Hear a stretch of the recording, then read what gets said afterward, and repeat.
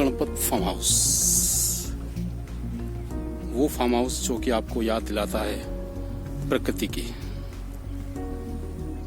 याद दिलाता है आपको उन खोए हुए पलों की जो कि आप खो चुके हैं। यानी कि हम अपनी लाइफ में इतना आगे निकल चुके हैं कि हम उन चीज़ों को खो चुके हैं जो कि पूर्व में हुआ करती थी। मिट्टी की चीज़ें, मिट्टी के बर्तन, मिट्टी की वो चीज़ें, जैविक खेतियाँ जो कि आज भी गणपत फार्म हाउस पर मौजूद हैं। ये मेरे चैनल के माध्यम से आप सब कुछ देख पा रहे हो।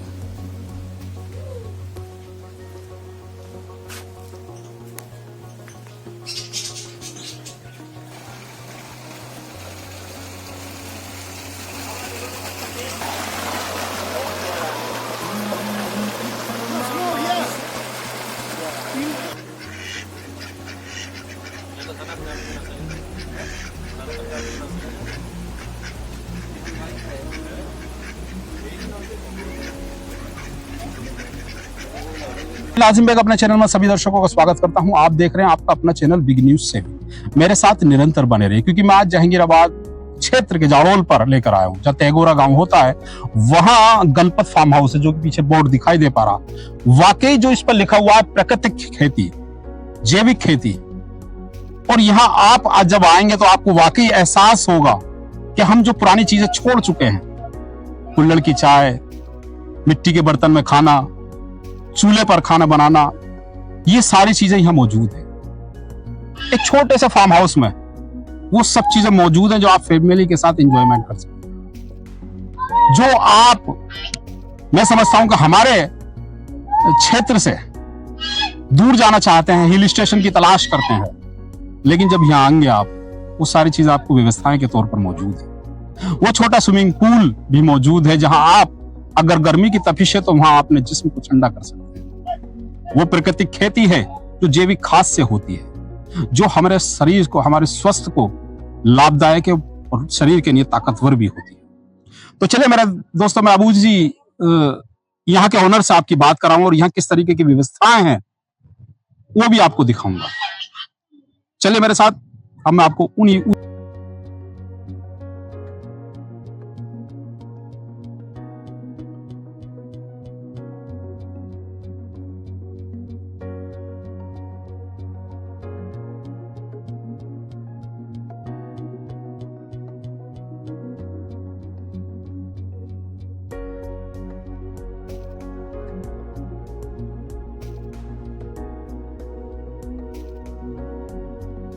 मैं नाजिम बेग अपने चैनल में सभी दर्शकों का स्वागत करता हूं। आप देख रहे हैं आपका अपना चैनल बिग न्यूज 7। मेरे साथ निरंतर बने रहिए, क्योंकि मैं आज अपनी खास मुलाकात में लेकर आया हूं जाड़ोल, बुलंदशहर के गांव जाड़ोल में स्थित गणपत फार्म हाउस पर, जहां की जैविक खेती होती है। और बाबूजी बताएंगे मुझे कि क्या क्या यहाँ होता है। मैं देख तो सब कुछ पा रहा हूँ, पेड़ से लेकर, मतलब पेड़ पौधों से लेकर जो यहाँ पशु पक्षी हैं, पक्षियां भी, सभी नस्ल के मौजूद हैं।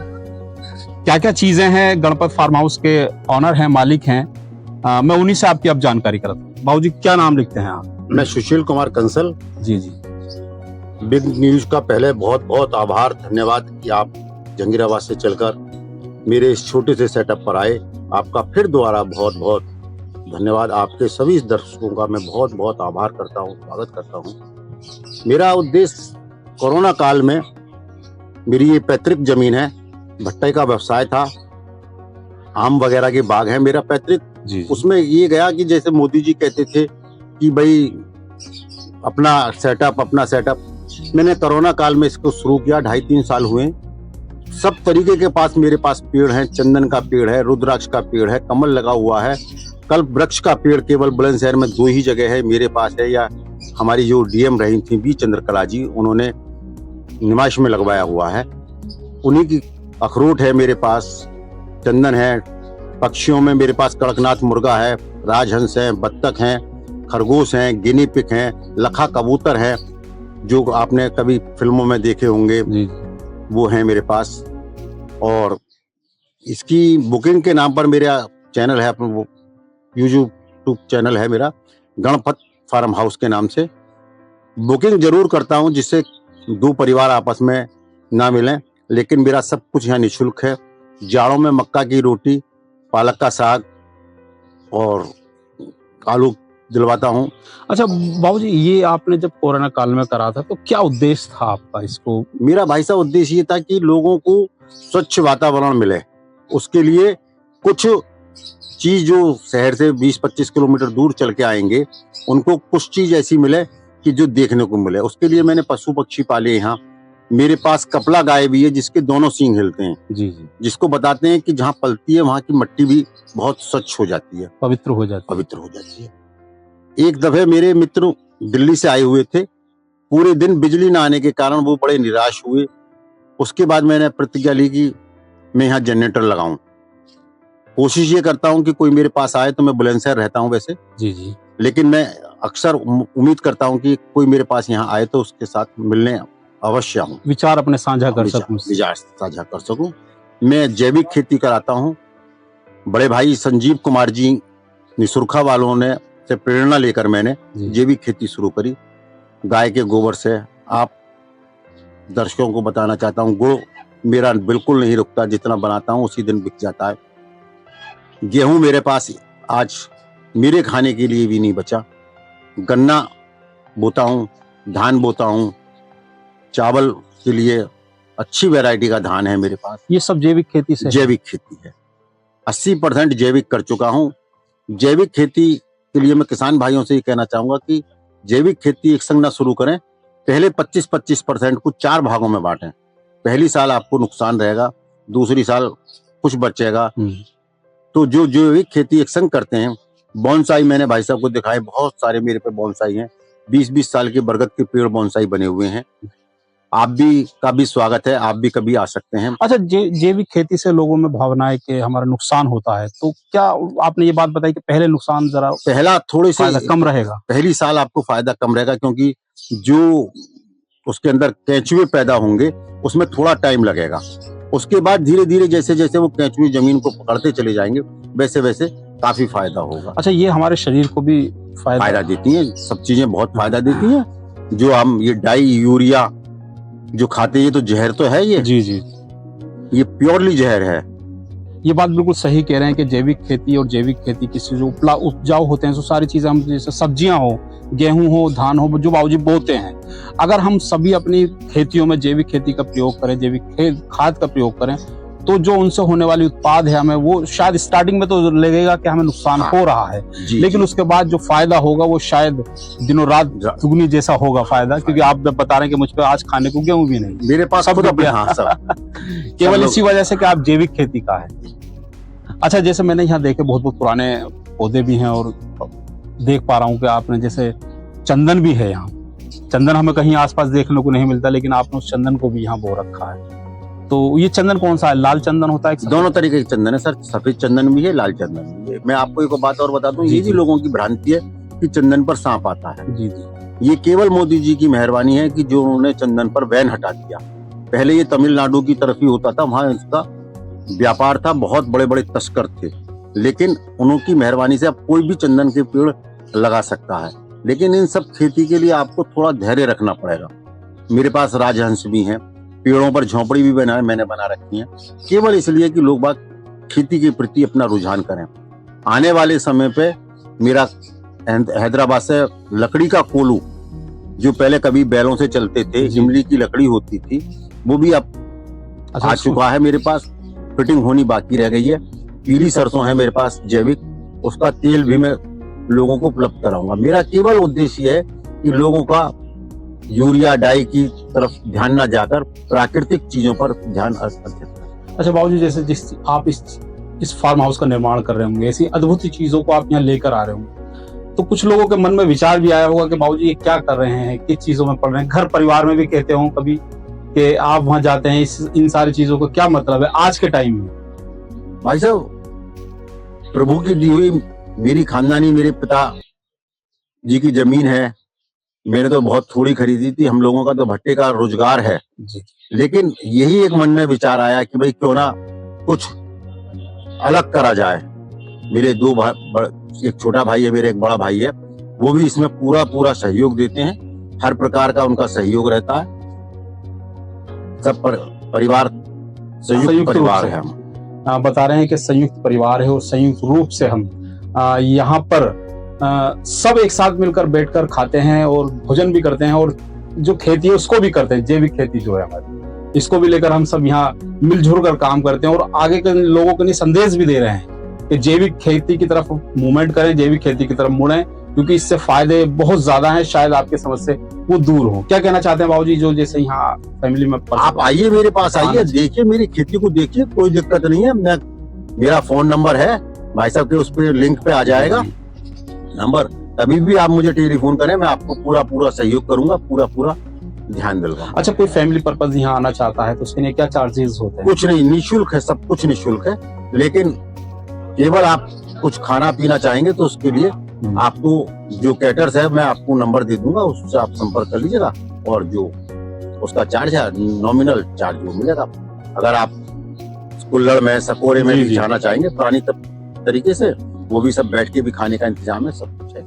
मुझे ऐसा लगता पा रहा है बाबूजी, मैं आपके फार्म हाउस पर आया हूँ कि मैं शायद बहुत दिनों पीछे चला गया हूँ, क्योंकि पुरानी सारी चीजें मुझको देखने को मिल रही है। कुल्हड़ की चाय, कुल्हड़ में खाना, शकोरे में, और वो सारी व्यवस्थाएं जो पुराने समय में हुआ करती थी, आपने उन चीजों को संजोग पे रखा हुआ है।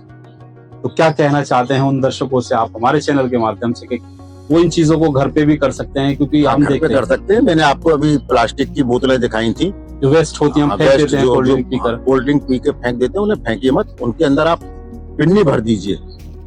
मैं आपको, मेरा नंबर भाई साहब के चैनल पे मिल जाएगा। आपने पिन्नी भर दी तो मैं बुलंदशहर नगर में कहीं भी एकत्र करा लूंगा, और उनका भाई साहब अपनी चैनल पे दिखाएंगे मैंने सदुपयोग किस तरीके से कर रखा है।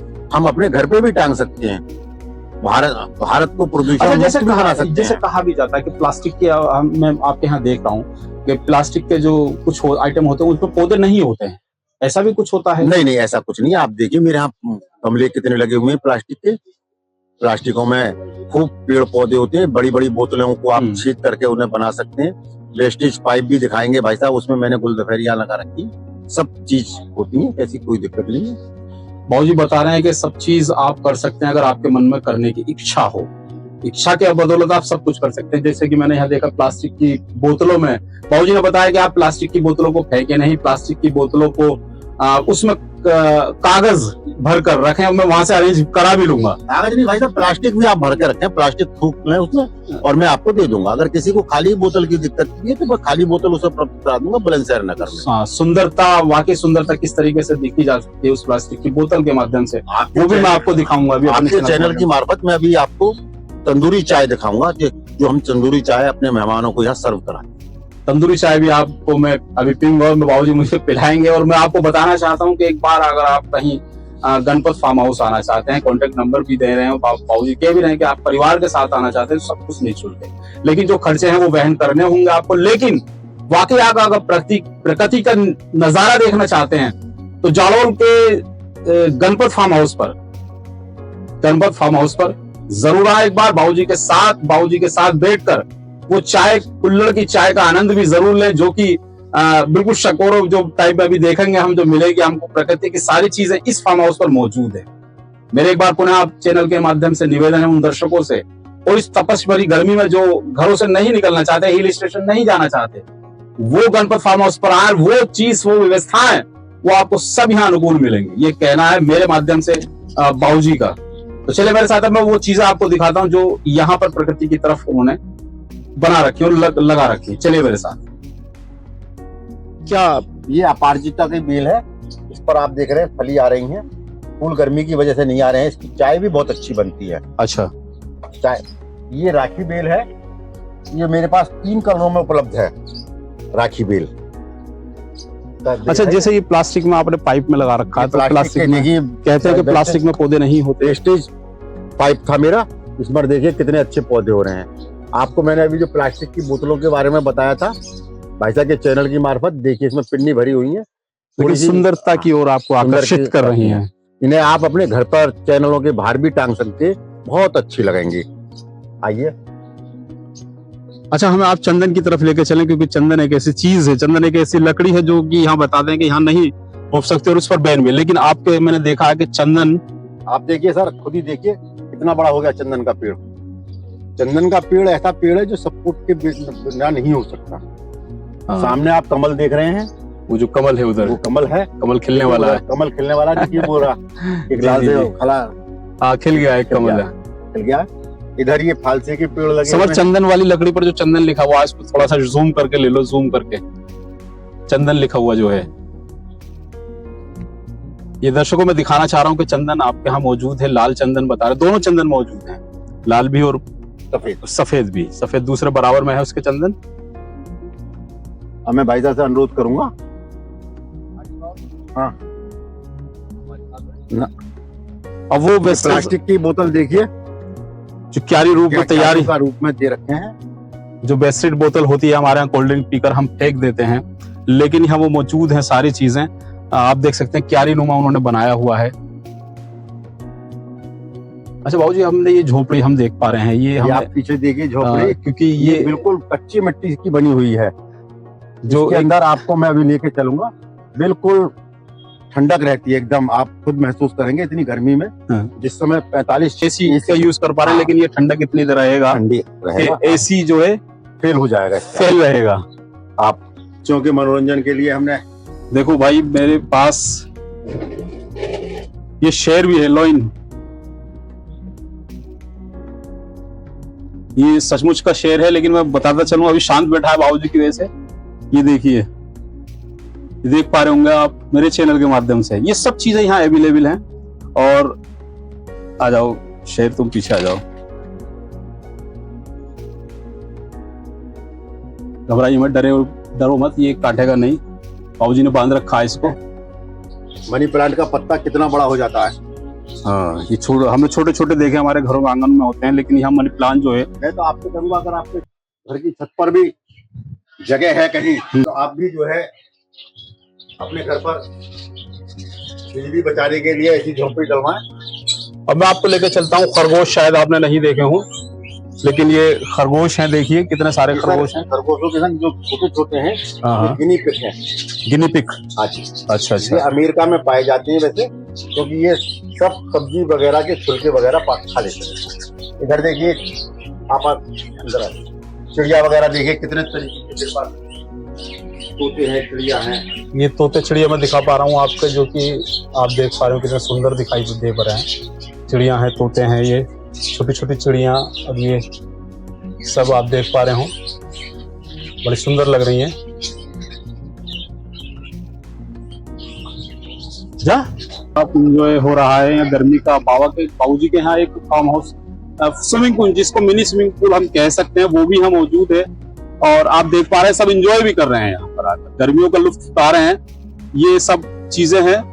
मार्फत में ये बता दूं, जो स्विमिंग पूलों में आप लोग नहाते हैं, जी जी, 1.25 इंची पानी भरा जाता है। हाँ। मेरे यहाँ आप देख रहे हैं 4 इंची बराबर पानी चलता रहता है, और ये पानी आगे खिड़की में जाता रहता है। पानी का भी वेस्टेज नहीं करता। वेस्टेज नहीं है। उधर सामने कड़कनाथ मुर्गे पल रहे हैं, उसमें कड़कनाथ मुर्गे शायद आपने सुना ही होगा, लेकिन आप वो दूर है, काफी गर्मी ज्यादा है, कोई नहीं कर। इधर बत्तख भी हैं। ये बाबूजी झोपड़ी आप देख पा रहे हो ऊपर लगी हुई है, राजहंस है। ये जो राजहंस, हाँ ये राजहंस हम कभी सुना करते हैं, लेकिन मैं बाकी वो चीजें आपको दिखा पा रहा हूँ अपने चैनल के माध्यम से, जो शायद आपको सुनने को मिलेंगी, देखने को नहीं मिलेंगी। लेकिन मेरे चैनल के माध्यम से गणपत फार्म हाउस पर वो सारी चीज यहाँ मौजूद है, चाहे वो हंस से लेकर कड़कनाथ मुर्गे हो, जो मैंने खरगोश वैरायटी के दिखाए थे वो भी थे, और जो यहाँ सारी फैसिलिटी है वो सारी चीजें भी है। हमारे यहाँ किचन है, बाबूजी का किचन भी है, जो कि अगर कोई फैमिली वेयर आना चाहे, चूल्हे वगैरह बने हुए, जो मिट्टी के चूल्हे कभी आपको देखे करते थे, लेकिन घरों में आज गैस सिलेंडर हो चुके हैं, लेकिन यहाँ अभी भी वही सारी चीजें मौजूद है। बाबूजी ने चाहा है कि जो पूर्व की चीजें हैं उन सबको मैं संजो के रखूं और उन चीजों को एक साथ रखूं। ये यहाँ पुराने समय की चक्की लगी हुई है, चक्की भी है। ये मसाला कूटने की होती थी, माँ बहनें जो बनाती थी। जी जी जी जी, दूध चलाने की जो छाछ वगैरह चलाते हैं। ये चूल्हा बना हुआ है, ये वो चूल्हा दिखाई जा रहा है मट्टी का, जिसपे यहाँ भोजन तैयार होता है। सिंदूर का पेड़ है वो उधर, हाँ जी, वो सामने जो है सिंदूर का पेड़ है। आइए मैं आपको दिखाता हूँ। वो देख पा रहे हो आप पर फिंगर जा रहे हैं मेरे, रुद्राक्ष का पेड़ है। रुद्राक्ष अपने आप में कल्प वृक्ष लगा हुआ है, बैगन लगे हुए हैं, लौकी की बेल लगी हुई है, तो कुछ समय बाद अपना बैगन लौकी वगैरह सब आना सब होने लगता है। ये प्रकृति की खेती भी यहाँ पर मौजूद है बाबूजी के इस फार्म हाउस पर। ये ऊपर का, हाँ ऊपर पीछे चलिए पीछे। और आपको रिलैक्स करने की जरूरत पड़ती है तो बाबूजी क्या ऊपर जो आप देख पा रहे हैं झोपड़ी बनी हुई है, यहाँ पर आप रिलैक्स कर सकते हैं, आराम कर सकते हैं, क्योंकि वो सारी चीजें यहाँ मौजूद हैं जो कि एक बड़े फार्म हाउस पर होनी चाहिए। लेकिन बाबू ने छोटी सी चीज में कहते हैं ना कि किया है, यहाँ सारी चीजें मौजूद है। मेरा मन तो प्रसन्न हो चुका है और मैं अपने दर्शकों के माध्यम से भी कहना चाहूंगा कि वो एक बार पुनः स्टे जरूर करें, यहाँ जरूर आप अपनी फैमिली विजिट जरूर कराएं यहाँ, जिससे कि यहाँ पर आप अपनी फैमिली के साथ आ सकें। तो चलिए मेरे साथ, अब मैं आपको और चीजें दिखा